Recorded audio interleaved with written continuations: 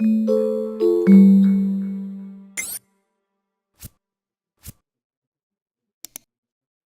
video shows how to modify a keyboard map in Reflection Desktop. With a session open in Reflection, open the keyboard mapper. How you get there depends on which interface you're using. If you're using the Classic interface and you are in a VT session, this is on the Setup menu. For a Classic IBM session, it's on the View menu.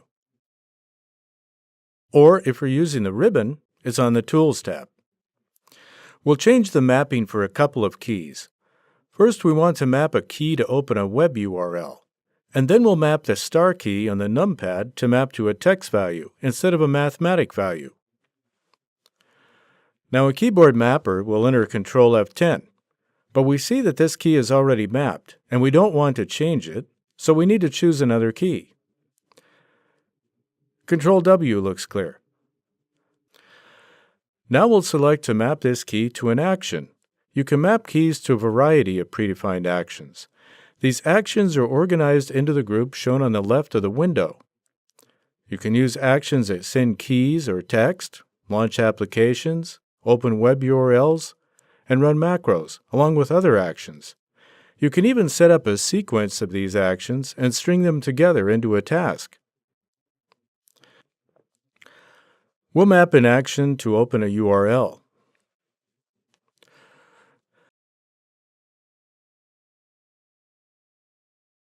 Now we'll map the star key on the Numpad so that it enters a star when it's pressed.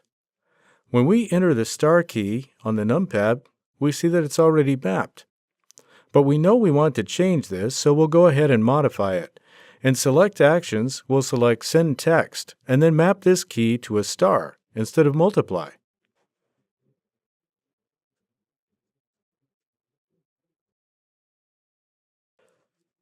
Now let's test the keys that we mapped. When we enter Ctrl+W, our web URL opens. And when we enter a star, we see that the star is sent to the host. Mapping keys to reflection actions gives you a lot of flexibility for simplifying your workflow without having to write or record macros. That's it for this video. For more information, see the links at the end of the video.